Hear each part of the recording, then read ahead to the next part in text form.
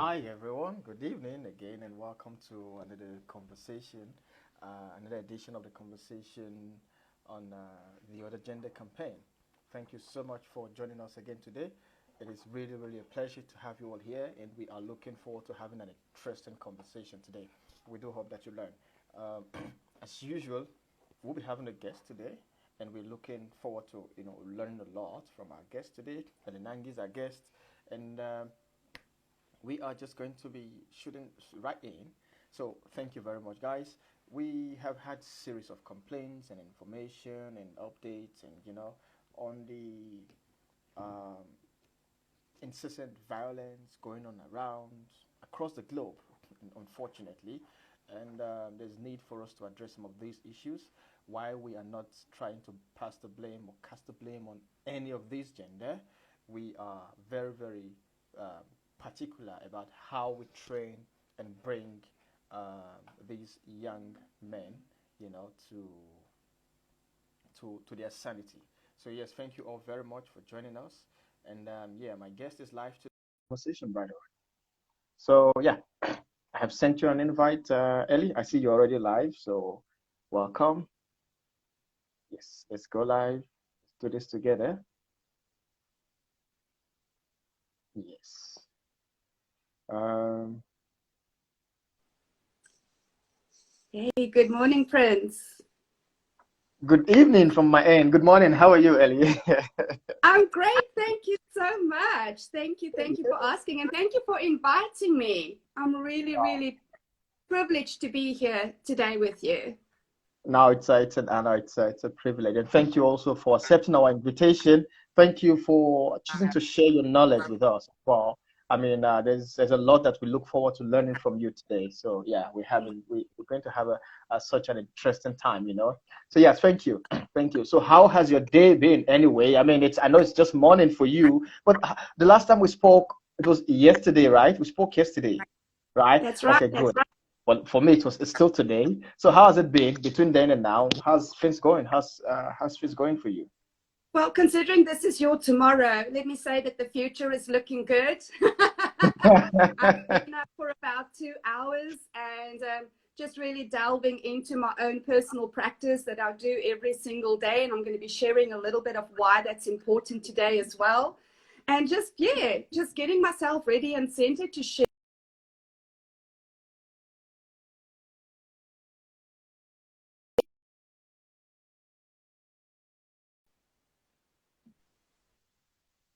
Hi, Ellie, can you hear me? Yes, I can. Yeah, sorry, I think I had lost you for. Did you lose me? I had lost you for a few seconds. I don't know why. So yes, yeah, but can you hear me clearly? I can, yes.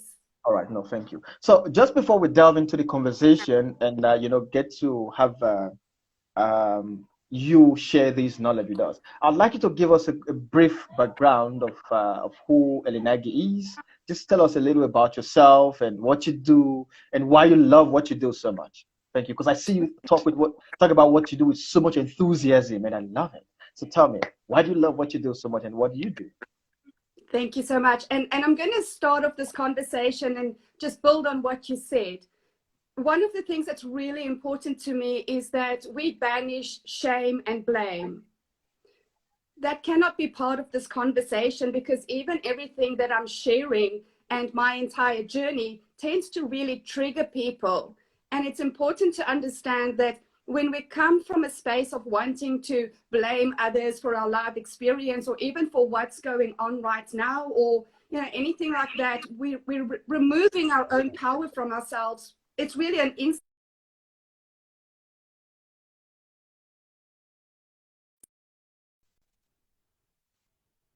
that everything that I share is coming from a space of love. And when we invite love into the conversation, it just changes the entire tone. So my name is El Nash. I'm originally from South Africa, born and raised a typical South African girl in a very Afrikaans family. And I'm currently in New Zealand. I've been here for almost 6 years now. And it has really opened my mind to experiencing life differently and understanding that I really had to move to get a different perspective of life. when I look back on my journey, I always say I've been blessed with a very rich life experience, and not rich in the way that most people think, but rich in terms of I have experienced the consequences of the male psyche that we are having right now. And we're going to go into that, and that's why I created this body of work. So I have experienced, abandonment, abuse, rape, everything that life could give me to blame men and to separate myself from men. Except life also gave me a grandfather who is the complete representation of an alpha gentleman. And so whatever happened to me in my life, whatever, experience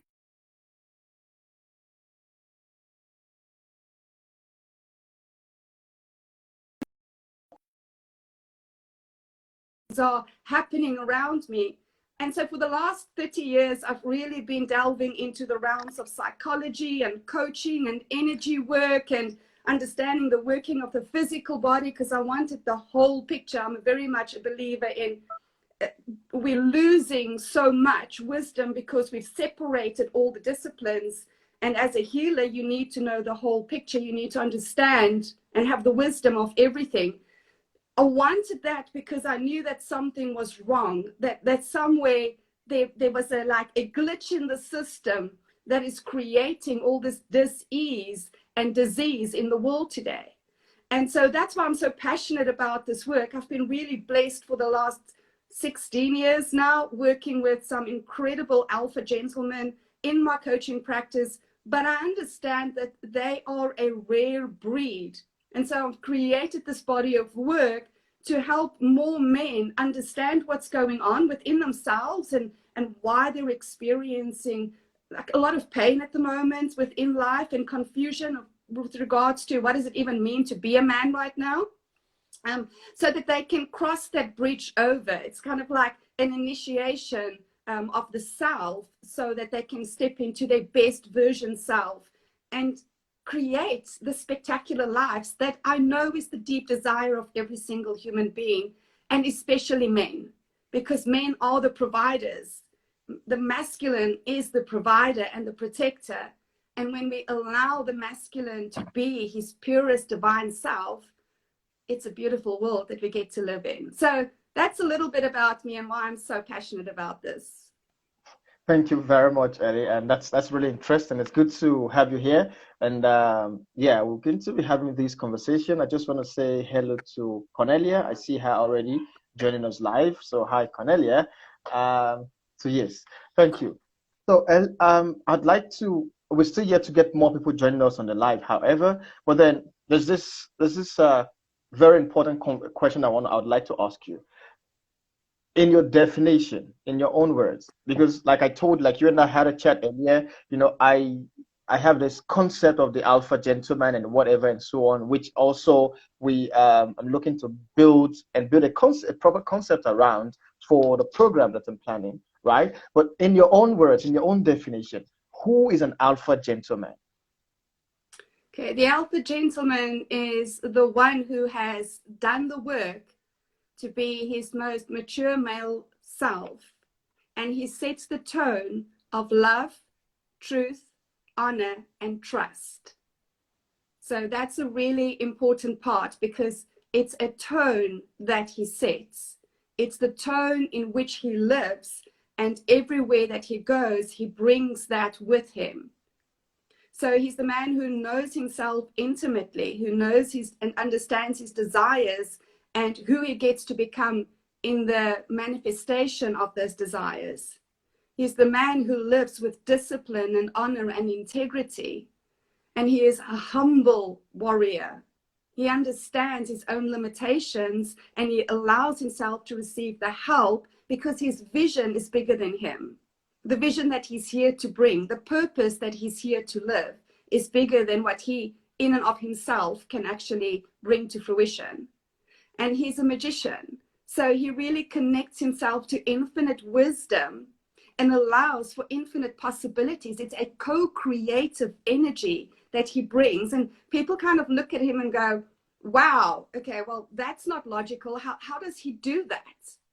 And the thing is, that's inside all of us. But we have to realign and reintegrate who we are.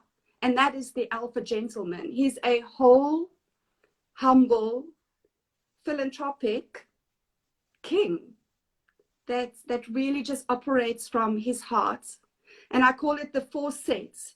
So he's integrated the soul set, the heart set, the body set, and the mind set. And when we bring them all together, we create this exquisite flow between ourselves, the universe, and the world. So we become a receiver, and we also become a transmitter of whatever energy we choose. And for the Alpha Gentleman, that energy is love. Thank you very much. That's really, really, really deep. And yeah, I'm still gonna learn so much about that. I really actually I'm going to go through this live again and learn all you have just said. So no, thank you. You said something earlier. You said something about what it means for men, understanding what it means to be a man and so on. I'm just gonna ask you, in this present day and age, right? What does it mean to be a man right now? Because from the club you joined the other day, you had the conversation, Cornelia is here, the new paradigm of manhood, right? You know, we talked about the new and the old and so on. And now you just mentioned this, and I think it's very important that I throw this question to you. What does it mean to be a man right now in this present day and age? Okay, so I'm going to build on what I said there, in that this is not a new paradigm. Manhood in and of itself hasn't changed. Cultural expectations has changed, and you know, men have become so attached on the cultural conditioning of what a man looks like that they, for the most part, have lost their internal compass. So what it means to be a man is being your best version self. And when you just go inside and you allow yourself to be guided, you know what that looks like for you. Because being a man is taking complete responsibility for your life. Being a man means you take responsibility for the people around you, not because you think that they are victims, not because you think that you are better than them, but they just form part of your life experience. And so you invite them into your experience. It means that you are the provider and you are the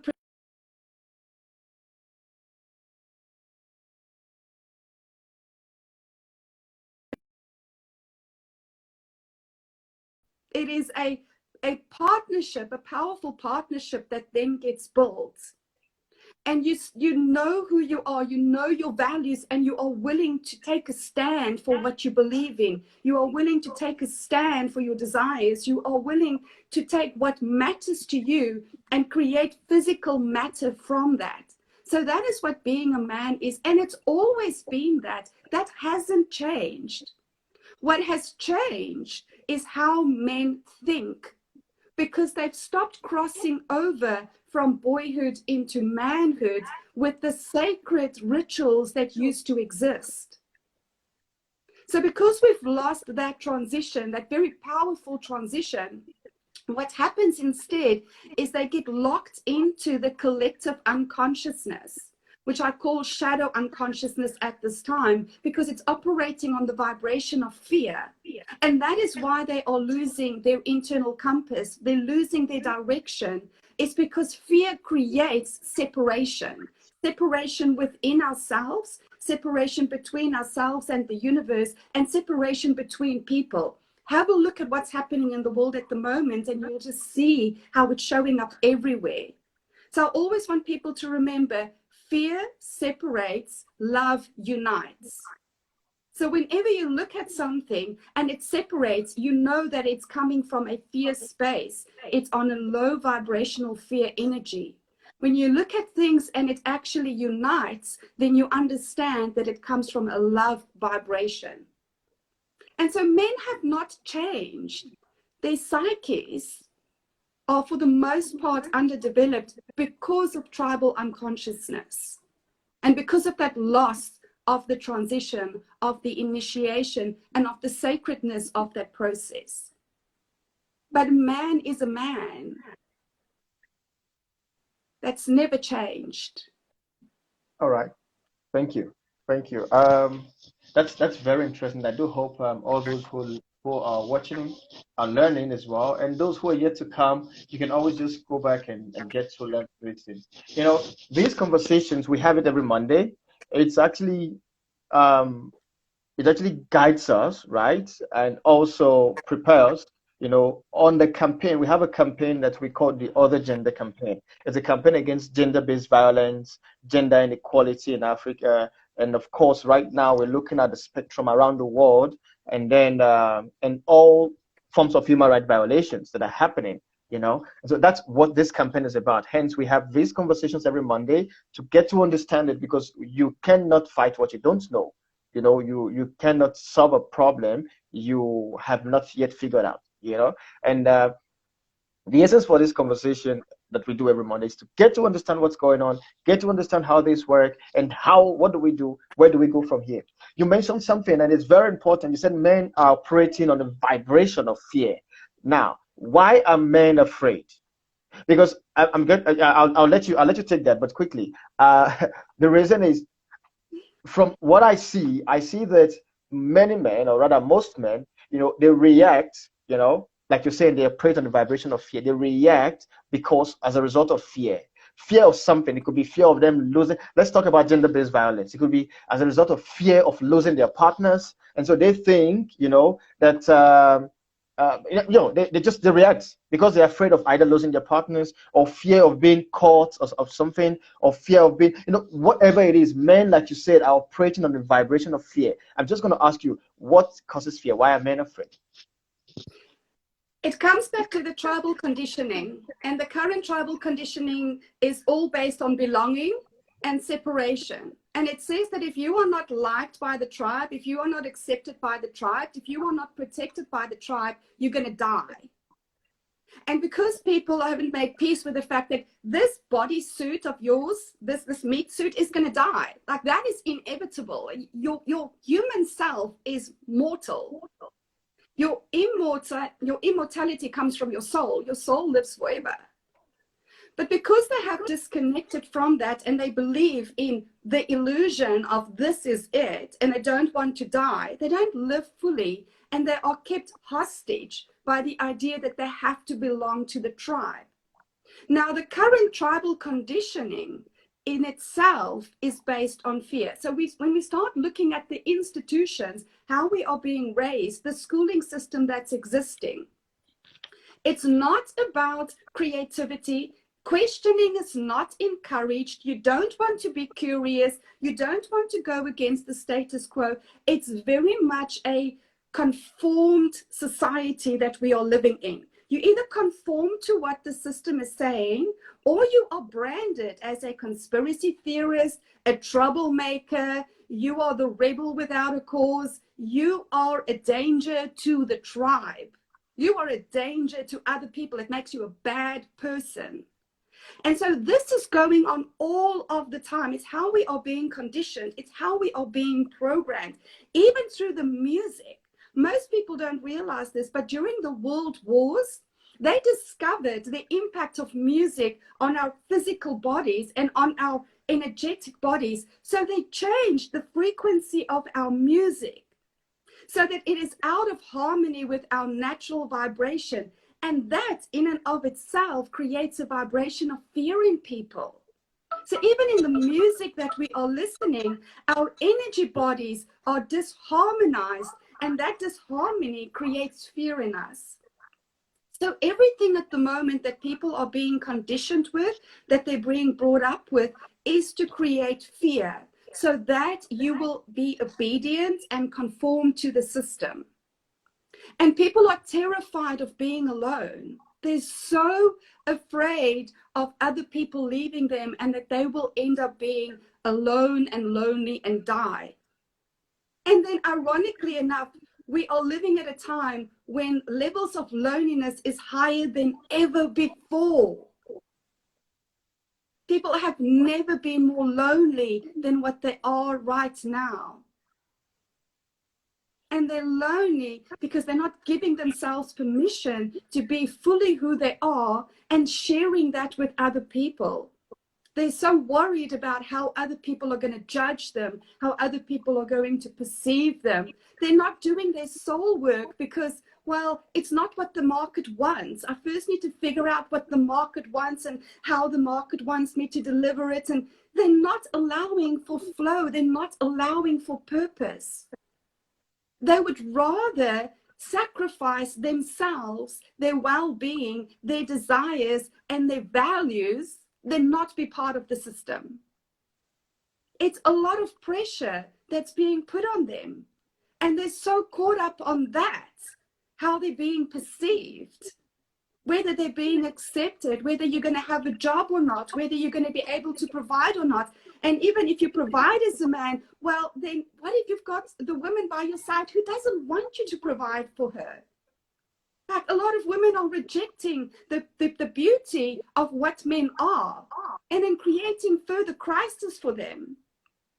One of the things that I wrote in my book is that in the battle of the sexes, we all lose. Like, none of us can win in this battle.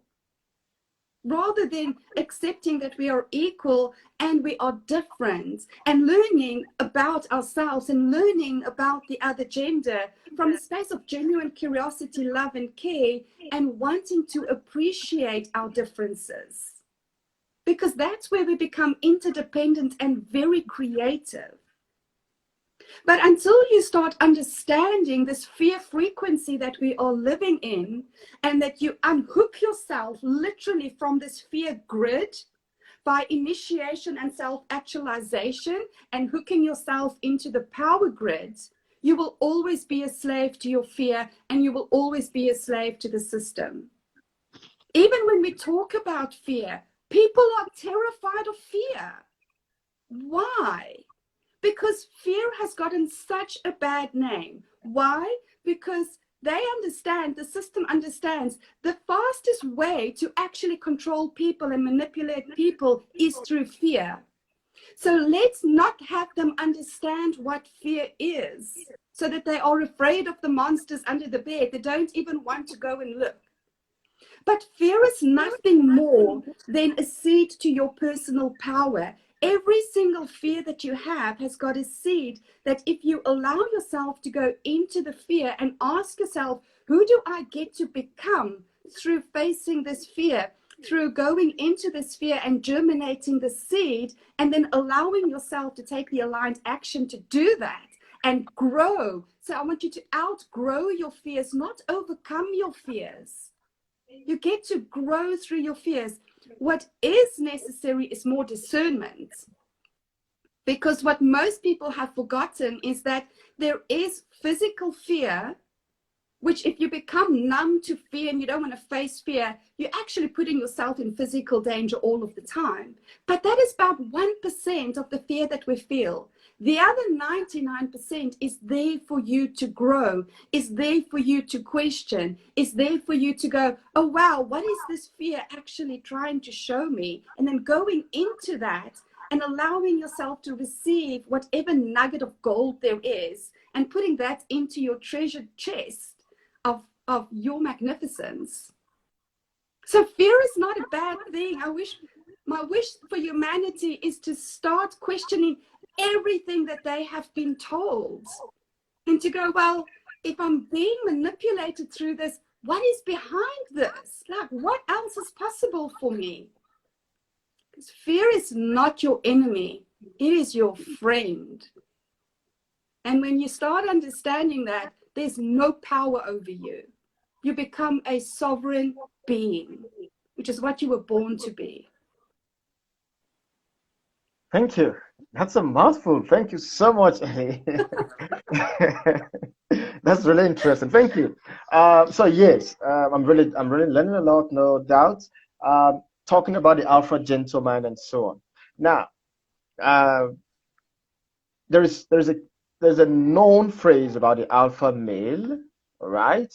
And now we're talking about the alpha gentleman, which just goes beyond being a male figure or a male gender, now being a gentleman, which is something very, very important, you know. And you have actually highlighted what the alpha gentleman is and so on and so forth. Now, in the journey of becoming an alpha gentleman, or rather in the journeys of alpha gentlemen, oftentimes, like you said earlier, we talk about fear and so on and so forth.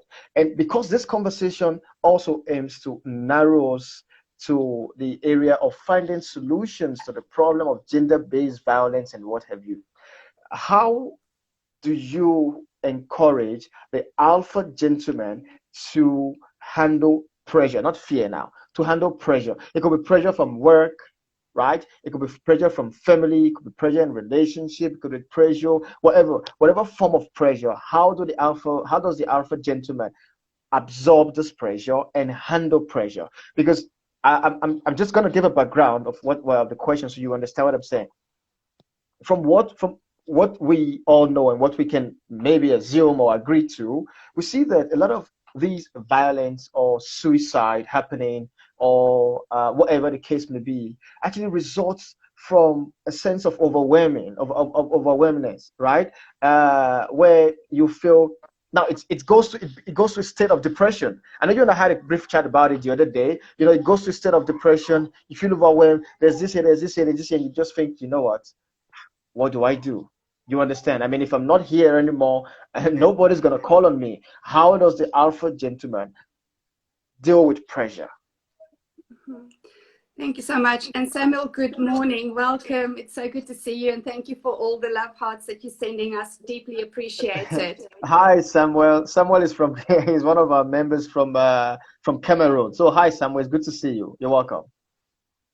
So one of the things to remember is that the alpha gentleman doesn't feel pressure the same way as what the shadow archetype, which is the victim, feels. And that's what you're talking about. That sensation of victimhood or of overwhelm, of this is too much for me, of this is a lot of pressure. That's all part of the shadow archetypes that you have to outgrow in order for you to step into the realm of an alpha gentleman.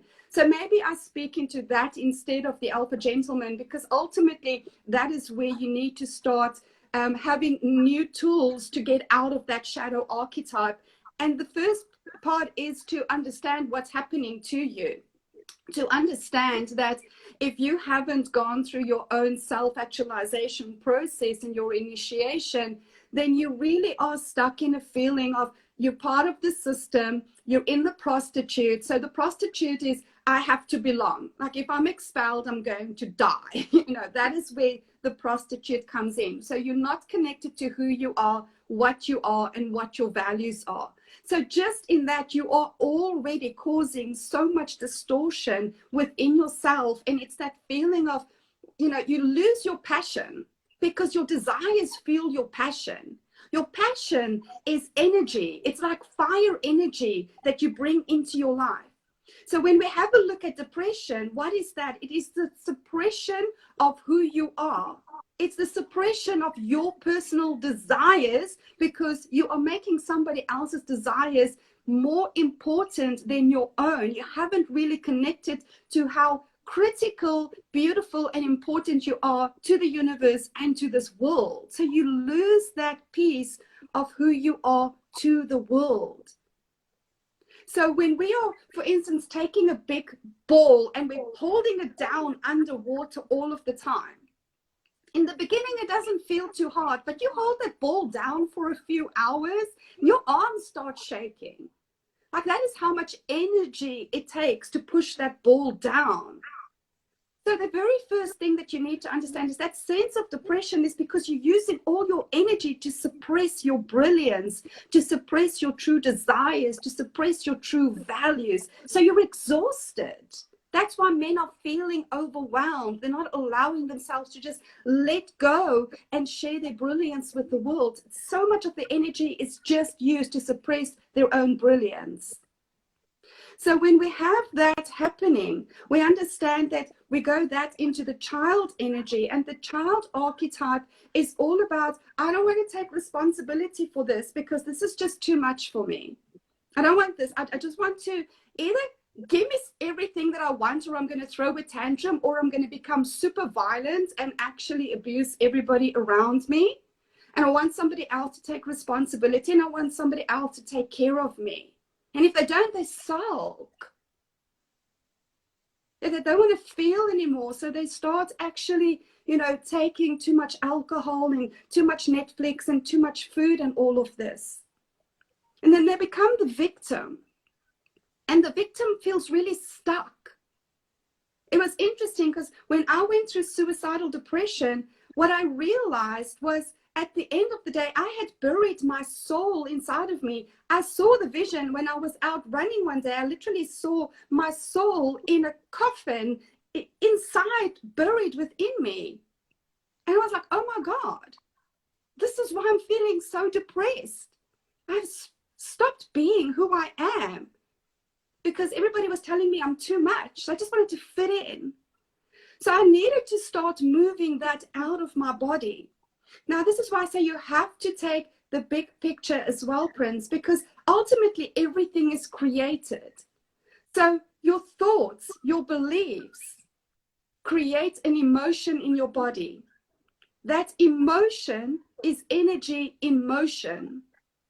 Now, if it is a suppressed emotion, if it's depression, then you're actually suppressing emotion as well. It's why they're so tired. It's why they just want to sit all the time, which is why I get my clients to move, get on a bike and ride, go out for a run, get into the boxing ring. You want to start moving that energy out of your body.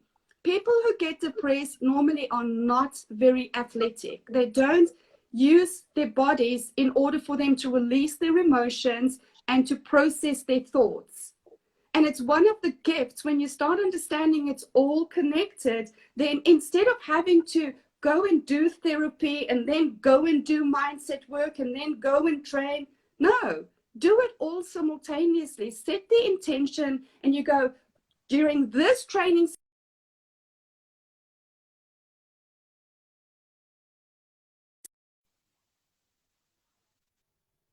and I'm going to have a solution for my problem by the end of this workout. And then you release it and you just let all of the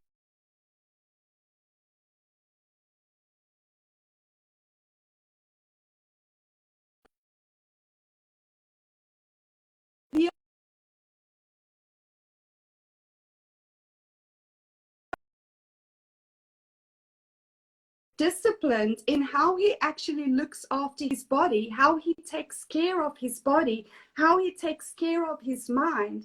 So the discipline comes into, you need to start figuring out what are the thoughts that you're having. You need to start figuring out what are the beliefs that are behind those thoughts. What is the story that you are telling yourself that's making you feel this way? Now, here's the thing. Literally all you have to do is tell a better story. That's all we have to do, because we are creating our life experiences through the stories that we are telling ourselves. But everybody goes, that's too simple. It can't be that easy. But it's because of the story that you are telling yourself.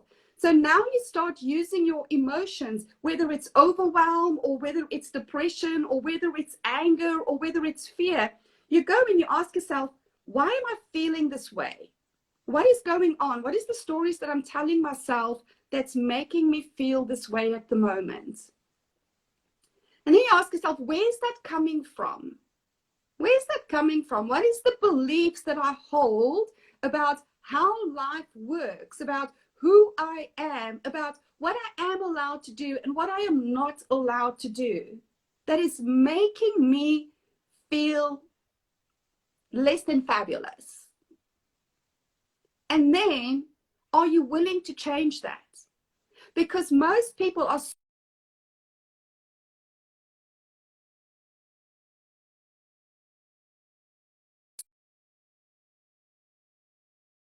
dishonor my father if I think differently than him. No, you're not. You're here on your own soul journey. You're here on your own purpose, your own mission. You are not dishonoring your father. You are honoring your father when you become a man who's willing to change his mind to tell a better story, thereby setting a better tone for your people, for your loved ones, for your children. So when you are feeling stuck, guys, if you're feeling overwhelmed, or first of all, go and do something physical.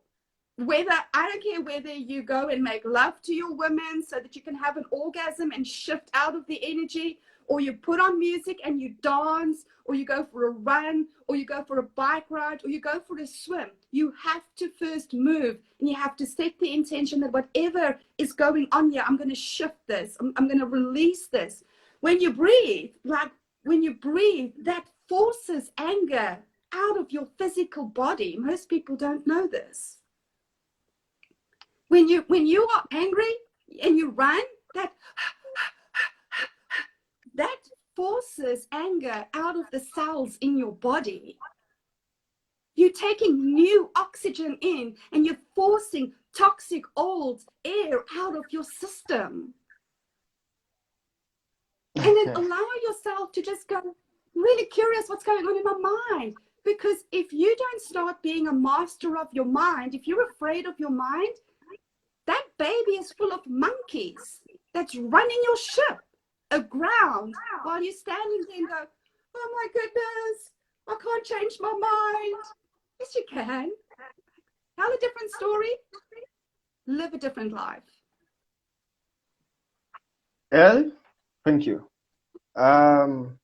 When next you come to South Africa, I want to know. All right? I need to know that.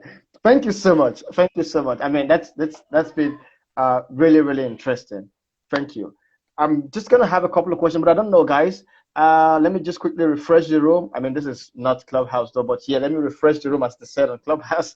So, guys, you're welcome to the Other Gender Campaign conversation, live conversation. Every Monday we have this 8 p.m. South African time. And interestingly, Elinaj is joining us 6 a.m. hard time. So yes, so it's 8 p.m. Central African time, and then you can do the conversion to your time zone. So thank you very much, El, for having this conversation with us. So today we are discussing the Alpha Gentleman. El has explained who the Alpha Gentleman is and how he carries himself, and in love, honor, respect, and and all these qualities that he possesses as an Alpha Gentleman.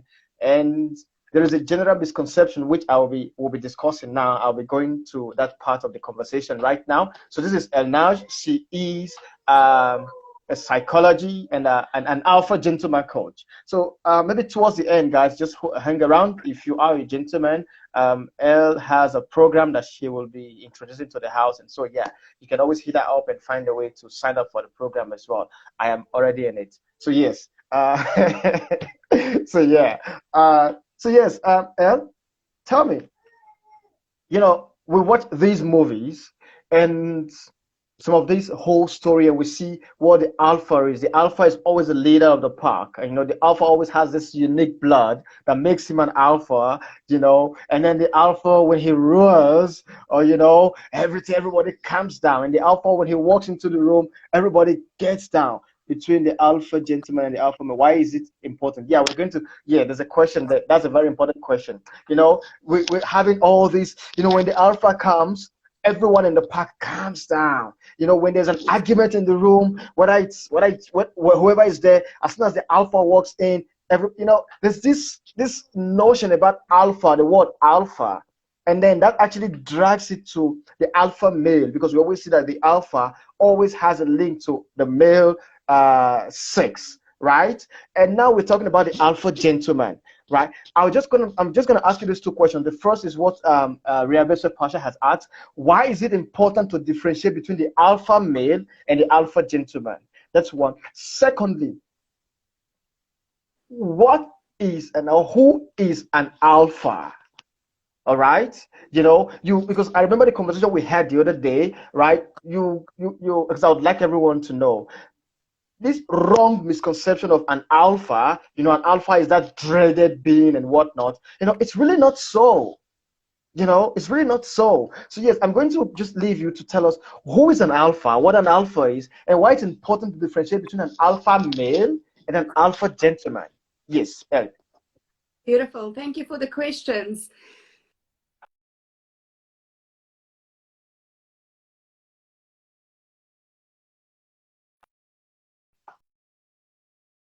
Is part of the shadow unconsciousness.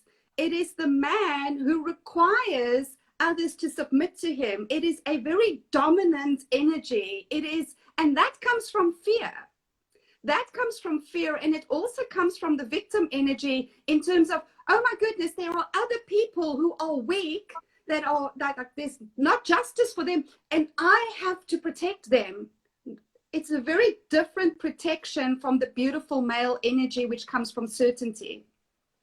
So when we look at the alpha male, think about it. You are literally looking at the wild, at animals, and then you are putting humans in the same categories as animals, which means it's an unevolved consciousness. It is the base consciousness.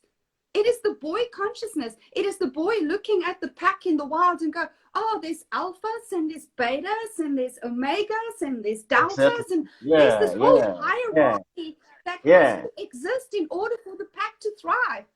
Bullshit. Pardon my language. That is not being an alpha. That is wanting to be the hero. That is wanting to be needed. That is codependency one-on-one. So when I look at alpha males, and I go in sometimes and I listen to them, and I go, and they go, I am the alpha male, and you will know your place in my space, and you will submit to me. And, oh my goodness, do you even hear yourself? They're judgmental. They judge people based on how much money they have, what success they have. So there's a hierarchy for them in which they take all of these cultural means that we have created with titles, and, you know, look at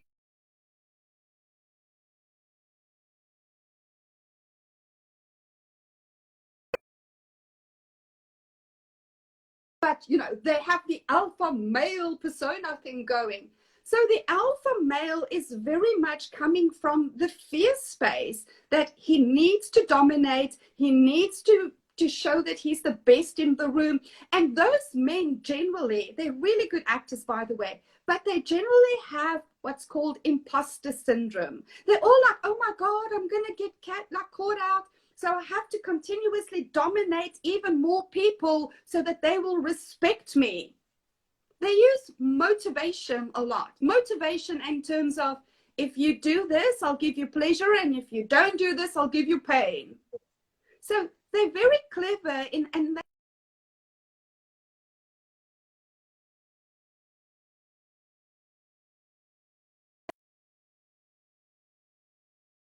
alpha gentleman is not that. An alpha gentleman inspires because of who he chooses to be. He understands that for a thriving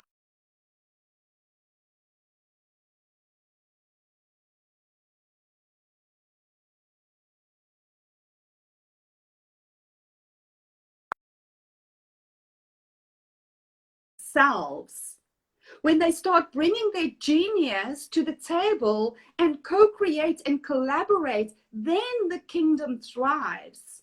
And we all have unique gifts. The universe, life is very kind in that way. We dovetail our talents, we dovetail our desires so that we can create better together than what we can on our own. So the next time that you hear alpha males, just feel into the energy. Does it feel respectful and inclusive? Does it feel like he's nurturing the best out of you, or does it feel like he's putting you in your place? So that's the difference that we can start feeling immediately. And right now, a lot of the alpha males are dominating social media and a lot of the business places because they're loud. An alpha gentleman doesn't need to be loud. He doesn't need to be loud to be heard because he's calm.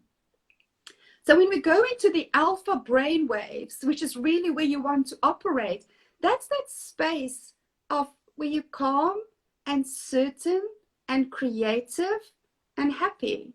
It actually releases serotonin in your body. You don't need to go and rah, rah, everybody. That's not your alpha brainwave. So you'll feel the difference between an alpha male and understanding that's like base consciousness, it's animalistic consciousness. and an alpha gentleman, which is really your most evolved self, where you've got nothing to prove and nobody to impress. You can just be yourself because you're operating from truth and from love. And you inspire loyalty in other people because they can feel how loyal you are to them. So does that answer that question with regards to alpha male and alpha gentleman? Yeah, I do hope it answers for me. And please, Rebecca, so just tell us if it answers your question. And if you have a follow-up question, please drop it and let's take it up from there. And hey, guys, you're welcome again to the conversation. I'm just quickly refreshing the room, but I might not go over it as I did before. We're having a conversation with Elenage on the other gender campaign. Today she's talking about the alpha gentleman. You know, this is the first time she's on our show. We have the show every Monday at about the same time, just for an hour. So if you joined in late, just know we started at the top of the hour and we'll be ending at the top of the next hour. So thank you very much for joining. It's 8 p.m. South African time, Central African time. So please do that in your own time zone. We are in GMT +2. Thank you very much. Ellie, thank you so much. You said this. I'm going to give you time to talk about this project that you're working on, you know, and yeah, so people can get to learn and talk more about it. But just before that, I'm sorry, I'm gonna be selfish a little. I think an alpha gentleman is supposed to be selfish, right? But it's fine. I will be selfish until I go through the alpha gentleman's class. But then I'm just gonna ask this question quickly. The alpha gentleman, right? Do they create a space for themselves? Do they communicate within themselves? Yeah. Do they communicate within themselves? And is there a need for men, right, to have a space to have a conversation? Is there a need for men to create a time for themselves to talk? I remember, I'm saying this because I remember the conversation we had the other day, right? Someone from, I think, Namibia, you know, gave a breakdown of what used to happen, which is very true. That's actually what used to happen also from where I come from, right, in Nigeria. And I also know from the story I've read in other parts of Africa, especially in South Africa, they used to have this time where they talk, where they have this conversation. But now it looks like when men are meeting and talking, oh, we don't know. These men are gossiping right now. Now, we're talking about an alpha gentleman. Is there a need for men to create a space for them to talk? Maybe men only, maybe not men only, but men need themselves. Is there a need for that? When you answer that question, please, I would like to just delve into what you're doing. Hell yes. And I'm going to delve a little into the archetype, which, guys, is the course. Okay, so I'm not going to talk about the course. Like, if you want to know more about this, then hit me up in a DM and I'll send you the link. It will be ready by the end of this week. But this is really important. So I want to delve into this and give everybody this opportunity. So I have identified that there's 4 sub-archetypes within the alpha gentleman. The first is being the sacred lover. Now, the sacred lover is where the man actually gets to connect with himself. So you need that space and time to do your own introspection, to connect to who you are, to your own desires, to your values, so that you set that foundation of your life in a way that you can build with integrity everything upwards. The second archetype is the king. Now, without the sacred lover, the king doesn't have compassion, because the passion of the lover brings compassion to the king. Now, this is where the man takes full responsibility for the vision that he creates from his desires. And he understands who he needs to be in order for him to create this. And he understands who he needs in order for this vision to come to fruition. So he builds an empire of influence, I call it. It's not just about him, because the alpha gentleman just doesn't operate that way. He looks at the world and he goes, what am I here to create that creates incredible value and life for everybody and everything on the planet? Because he understands he is part of the whole, which means if the whole suffers, he suffers, and vice versa. And then he's the humble warrior. Now, this is where men need other men, because you need your generals around you. You need to have counsel, but you also need that training space. When we look at the ancient warriors, they trained with their comrades so that they could slaughter in battle. They had to become strong somewhere. Now, if we don't have those spaces for men to challenge each other, to talk to each other, to train together. We're taking that away from them. Now, we need to understand as well that the men speak differently from women. You use different words, you understand things differently, and you process things differently. It's why the apprenticeship always used to be the male domain. When you look at the current schooling system, which is just talking, that's women. Like, that's designed for girls, because girls can sit and talk all day long and learn. Guys tinker. You have to break things and then go, oh, where does this nut go now? Like, how can I put this together differently? When you do that with a bunch of women, we're like, what are you doing? No, I don't understand that. No, you can't do that. Men just kind of go, yeah, if we break it, we'll fix it. It's very different. So men need that, what we look at and go, oh, boys, you know, like, what are you guys doing now? Men need that space to talk in a different language than what women use. So that is absolutely crucial. The brotherhood is crucial, because it's also in the brotherhood that you call each other out. Be like, hey, Prince, no, I don't think so. What are you doing? Like, there's accountability in the brotherhood. And then the last one is the magician. And the magician is where you actually tap into the magic that you can create, because you're not just in your saboteur mind, you're not in your little mind. You allow yourself to tap into your genius big mind, where you tap into infinite wisdom and intelligence, and allow yourself to practice your art. Now, a lot of what we're seeing at the moment is that people are not practicing their art anymore. They're so impatient. They just want more information, more knowledge. And then before they've even embodied it, they're already selling it to everybody else and wanting to help everybody else. Whereas the magician just goes and he goes, oh, what else is available? Let me see what juiciness I can create, and let me be playful around it. So that's where a lot of the times people get confused and say you have to be like a child. The magician is the fool. He's the playful one. He's like, I don't mind if I look like a fool to everybody else. Like, whatever. This is my life. I'm here to play. I'm here to tinker. I'm here to create. I'm here to fail and to learn and to create new desires and to go, oh, okay, well, that wasn't such a good idea. What else can I do? So it's a very playful energy that he brings to it. So when you start having a look at this, you can start saying, well, where am I not living in these archetypes? Where am I actually stuck in their shadow, in the prostitute, in the child, in the victim, in the saboteur? How is this impacting my life? And do I want to continue like this?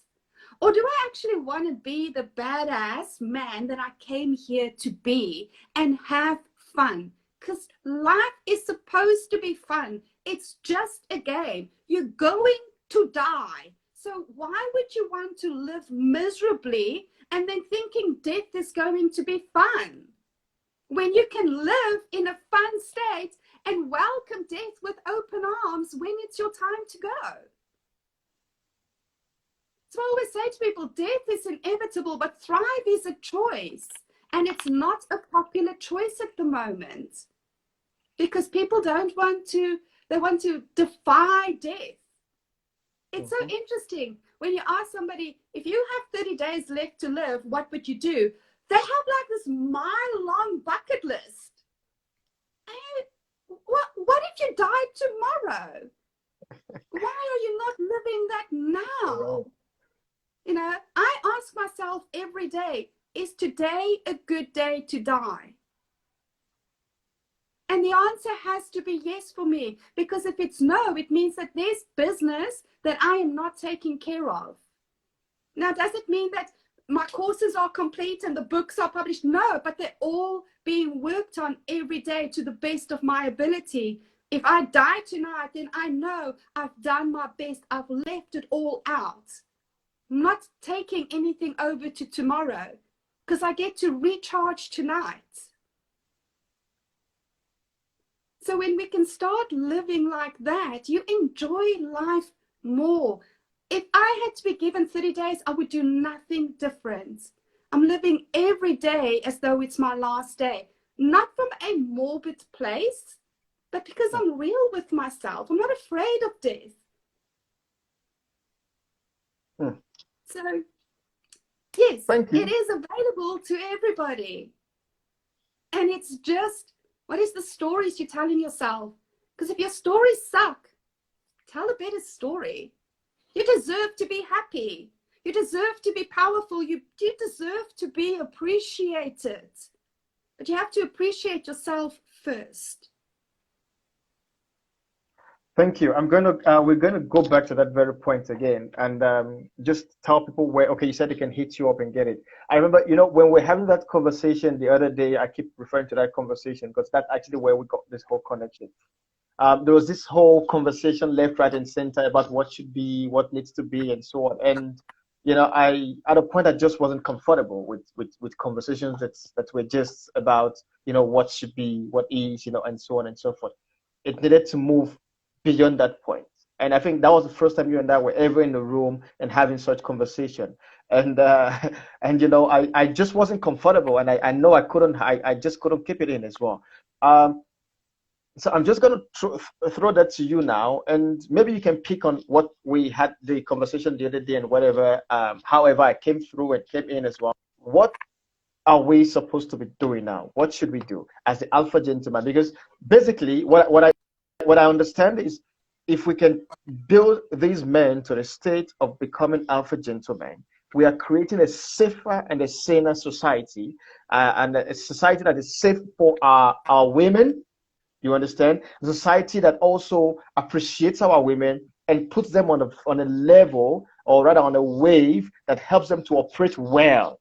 You understand? Without dragging them back. As a matter of fact, the alpha gentleman, from what I know, is not afraid of competition, does not know anything about competition, especially when it comes to the other gender. They see the women as queen, you understand, that really complements them and actually also helps them see and get a clearer vision or achieve their vision as well. I mean, there's a lot I could say about it. I really don't know so much about it anyway, but from the conversation and the research we've done, there's a lot I can say about it. Now,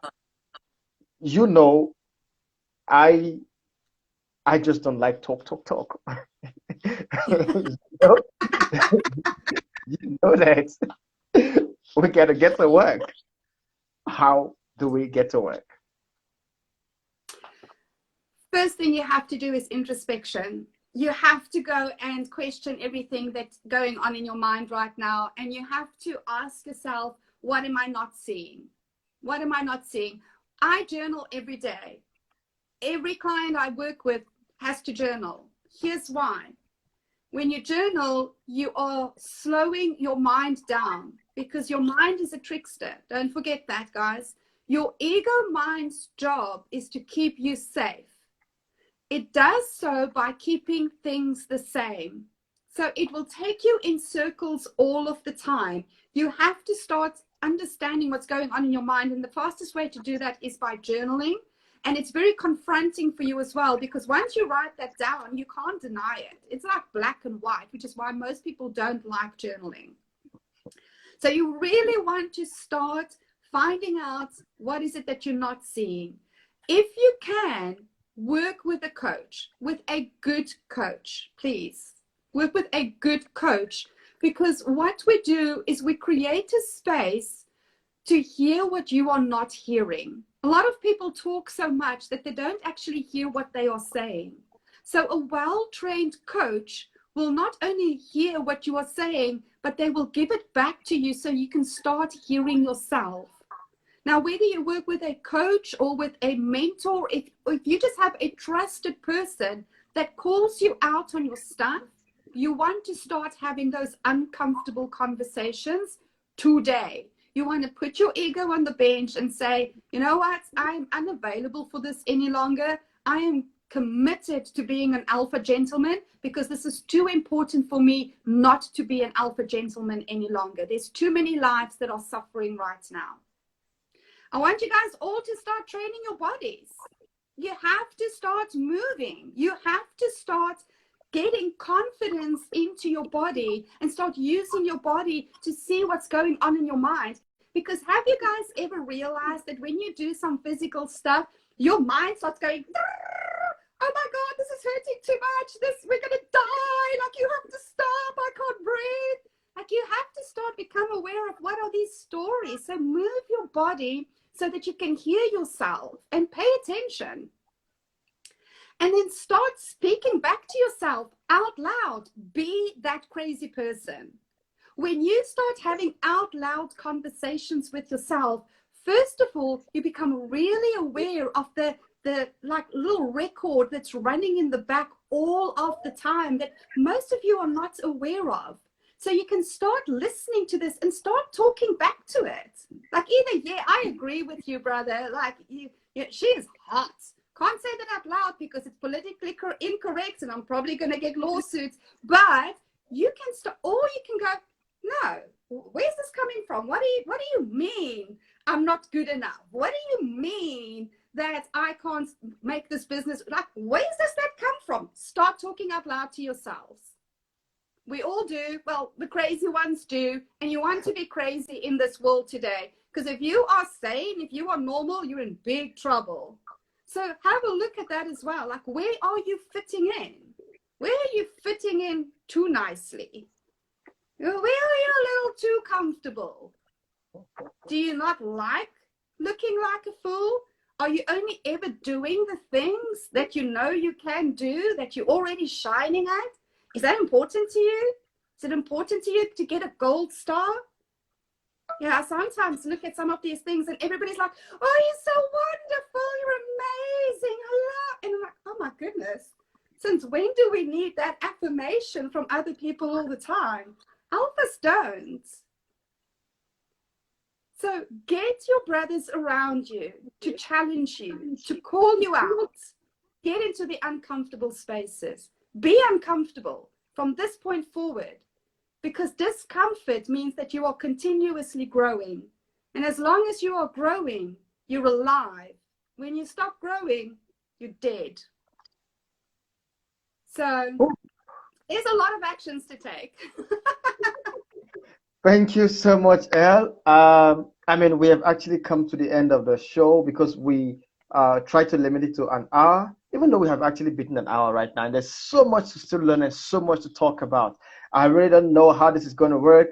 I mean, in your journey, you know, and also with this that you're doing, I think from time and again, you know, I will be bringing you on the show. I don't know how often though, you know, so that you can share this and also get people to know what you're doing. You're doing such an amazing job out there.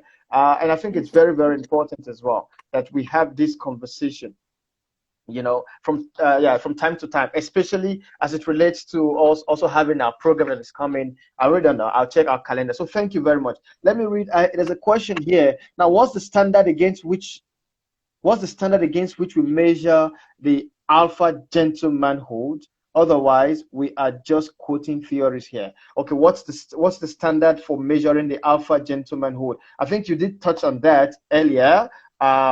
I'm sure he came pretty late, so I would just like you to run through it again. So guys, I'm sorry guys, those of you who are always on the show, you know we try to keep it to as brief as an hour, but this conversation is getting interesting, and I don't want to push some questions till next week. Who knows? It might not be El Naj, I'll be coming next week. So let's have this question, and please throw your question in. She needs to get started with her day. It's just about 7 a.m. right now, wherever she is. So please, guys, let's have that conversation. So what is the standard with which we measure the alpha gentlemanhood? I'd like you to attend to that question, and then we can take it. I know you have touched on it before. Let's talk on it again. Thank you. We enjoy what you're saying. So thank you. Thank you, Jonathan. Good question, and it's not a one-liner one. So again, it's about understanding what the alpha gentleman is. It's about understanding that there's two grids. There's the grid of fear, and there's the grid of power and truth and love at the top. And at the moment, we are tapped into the fear grid through tribal conditioning and the tribal unconsciousness, which is showing up as 4 sub-archetypes: the prostitute, the child, the victim, and the saboteur. So the Alpha Gentlemanhood is by unhooking ourselves from tribal unconsciousness, the fear unconsciousness, and through self-actualization, we connect into the grid of power. And that is where you're operating from your sacred lover, from your king, from your humble warrior, and from your magician. So it is a tone that we set of love, truth, honor, and trust. And we start seeing that in how gentlemen show up. It is in the tone that they set from within themselves for everybody else in the room. It's very calm, it's creative, it's happy. So it's the alpha brainwave that these gentlemen tap into and from which they create their lives. So that's a brief overview, but I hope that that answered your question in the time that we have available. Thank you so much, Elnaj, for that. Yeah, I hope that answers you, Coach Jonathan. Coach Jonathan has been our guest before on the show, and we're also looking forward to having him on the show again. And I think what I might do one of these days, I need to bring in two guests, someone like Elnaj and someone else like Coach Jonathan, so that we can learn as much as possible. There's so much to learn from this. So thank you so much, Elnaj. Thank you so much, so much. We've really learned a lot, and we just run out of time anyway. So yes, Coach, I'm sure you got on the conversation. Thank you all. If you missed the conversation, yeah, thanks for the answer. So yeah, I'm sure you pretty answered his question. So if you missed the conversation, please just go and check, just go through the live. It will be on our feed, so you can check on our IG live and you'll find it there. So I want to thank you. I'm hoping that we'll meet again in different rooms and have this conversation, like I said, and I'm really serious about that. When you come to South Africa, I want to have a sit down with you. All right, there's a lot that we need to talk about. Okay, from what it is, and of course, from those classes, let's see how we can take it up from there and just create more awareness. You're doing such an amazing job as well. So thank you so much. So yes, thank you guys. We've come to the end of this conversation today. I will be ending the live right now, but not without giving Elnaj 30 seconds to just give her closing remark. Elnaj, over to you. Closing remark. When you operate from love, truth, honor, and trust, you set a tone for humanity. When you allow yourself to be your best self, that is the best for humanity. So for every man out there, I honor you, I appreciate you, and it's my wish for you that you will do the same for yourself. So respect. Thank you, guys. Thank you very much, Elle. And guys, my closing remarks. Everything that Elle has said, do it. Bye-bye. So thank you.